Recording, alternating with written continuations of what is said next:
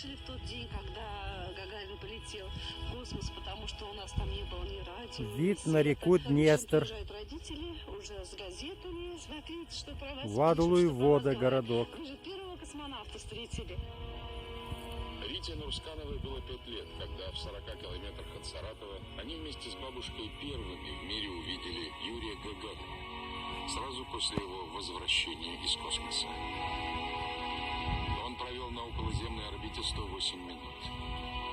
Простой парень из глубинки навсегда изменил представление человечества о пространстве, в котором существует наша планета.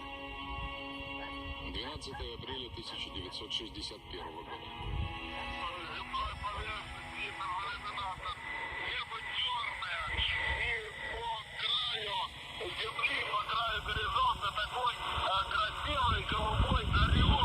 Переговоры Юрия Гагарина с Центром управления полетом долгое время были засекречены. Диапазон FM. На орбите, во время приземления. Сегодня вы впервые услышите уникальные фрагменты первой в истории записи Звук телевизионного канала.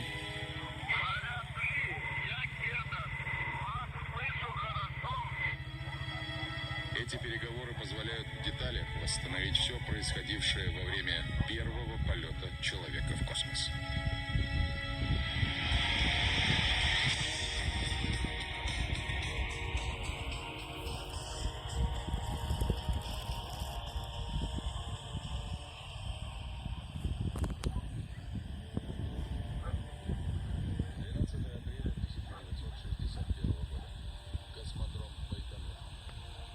Сергей Королев отдает последние распоряжения перед запуском космического корабля «Восток-1». Накануне вместе с Юрием Гагариным он прибыл на Байконур.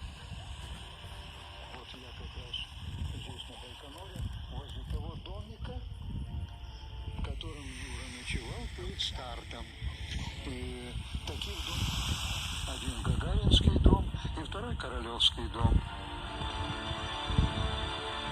Сергей Павлович, конечно, не спал эту ночь, и он, конечно, очень переживал и волновался. Благодарю всех за просмотр. Пока.